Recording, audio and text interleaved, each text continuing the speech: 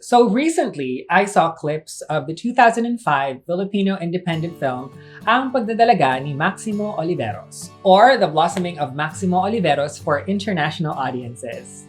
I watched this movie a while back, but I saw again the beauty pageant scene, and I just forgot how beautifully laid out the scene was as this fun neighborhood event, but there's also this veil of reality surrounding it. Mabuhay! Si Maxi from the 7,100 Islands of the Philippines! Maxi, the star of the story, dressed in pageant attire, is supported and cheered on by their local community, showing this level of acceptance that is in deep contrast to the societal issues faced by queer individuals in Maxi's world and also in our real world. For me, there was something about seeing the queer joy in that scene that ironically sort of hurt me to see. I guess that's because as a queer person myself, I'm very aware that sometimes these feelings of joy for us can be very short-lived. The first time I watched the movie, that scene didn't really stick out to me because that was like probably 10 years ago, but having grown to who I am now as a human being, as a queer person, I guess it's just a lot more poignant. Poignant? This video is part of our ongoing series in celebrating Pride Month through telling you stories of queer Filipinos in pop culture. It's time for another Pop-Parinig.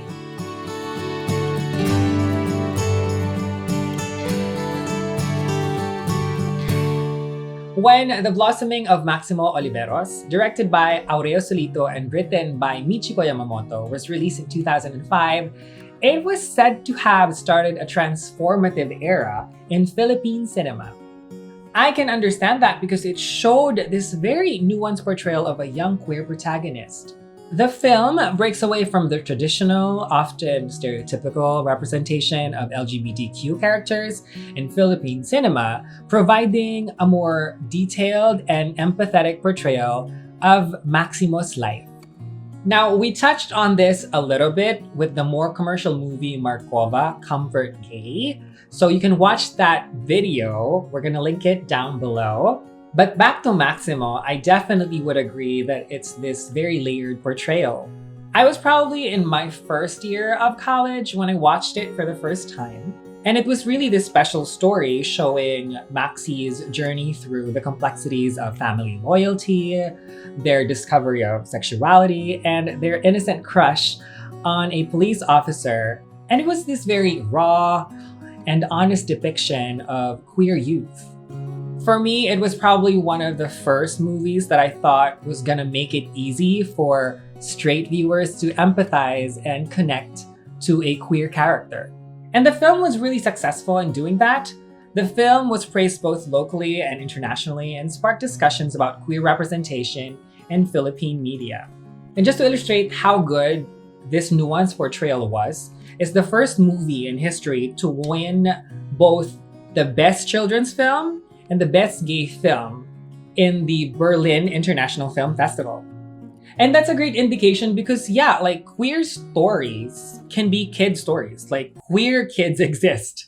So all that attention that it got proved one thing, that there is a need and there is audience interest in more stories centered on queer lives.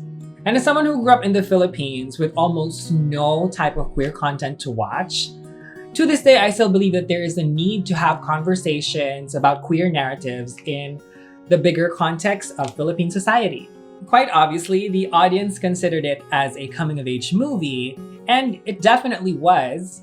But watching the movie with new eyes made me realize that the true blossoming was not about Maximo's discovery of their gender and their sexuality.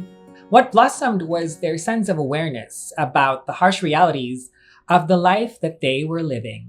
Gusto ko lang naman yung tahimik buhay natin eh. Wala na bang ibang paraan? Ano? Because the thing is, the story was really never about Maximo's queerness. It was a mere element to their character. But really, it was an exhibition of what happens in a life surrounded by poverty, surrounded by corruption, but also surrounded by love and a supportive family. And for me, I appreciated that there were so many moments in the film that really showed a queer person receiving love and support, because there just wasn't a lot of that. There wasn't even any of that in the Philippine media during that time. In another sense, the movie is also considered a frontrunner in utilizing digital filmmaking to tell unique and compelling stories outside the mainstream studio system. Its success at international film festivals underscored the global relevance of Filipino stories and inspired a new generation of filmmakers to really explore diverse themes, particularly queer narratives. A lot of these stories, when I was younger, received little to no attention in mainstream Philippine cinema. And quite frankly, I was one of those snooty, film-loving college students who thought that grainy or handheld camera work meant a lack of skill. But the movie Maxi taught me that sometimes it's a choice, and that when it is, it becomes its own character in the story.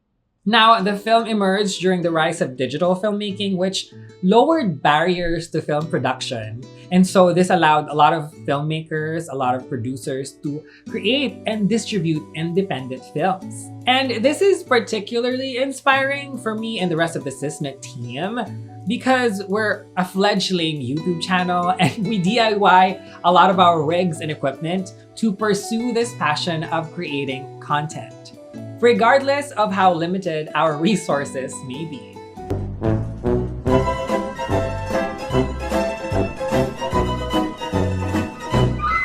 Here's an interesting tidbit.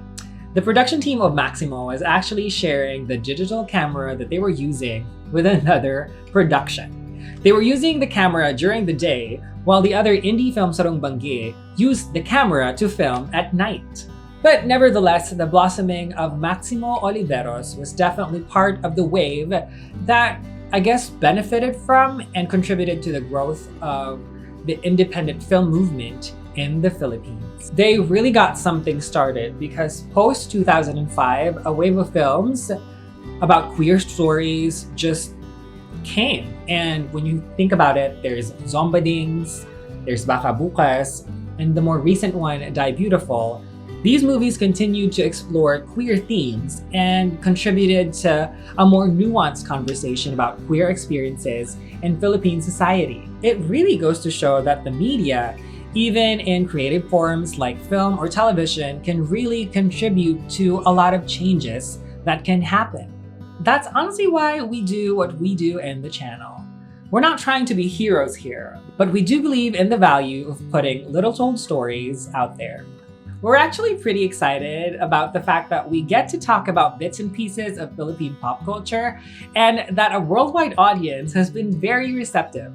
We're also really stoked that today we enjoy the continued visibility of queer identities in Philippine media. I mean, almost 20 years later, we still benefit from the cultural shift that Maxi was a part of, and that is illustrated by the fact that one of the most influential celebrities in the Philippines today is Vice Ganda, an openly queer comedian and television host who uses their platform to discuss queer issues. We also live in a time of drag culture, with shows like Drag Race Philippines and Drag Den enjoying the growing acceptance and popularity of queer art forms. So yes, the road ahead is very long for equality, diversity, and inclusivity, but hopefully this continues to push political progress. And we hope to see that the Soji bill is passed within our lifetime. So what we're trying to say is that we should never underestimate the power of cinema. The legacy of Ang Pagdadalaga ni Maximo Oliveros extends beyond cinema. It influences society's attitudes and media portrayals of LGBTQIA+ communities in this country.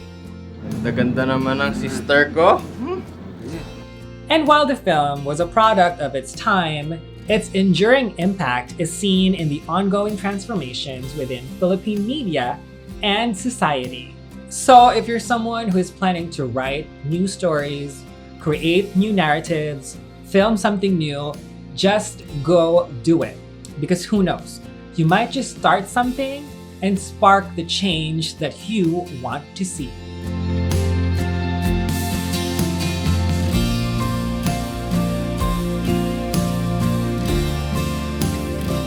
That's it for another Sisne Pop video. Thank you so much if you made it all the way to the end of our video. Again, this is part of our ongoing series to explore queer Filipino stories during Pride Month.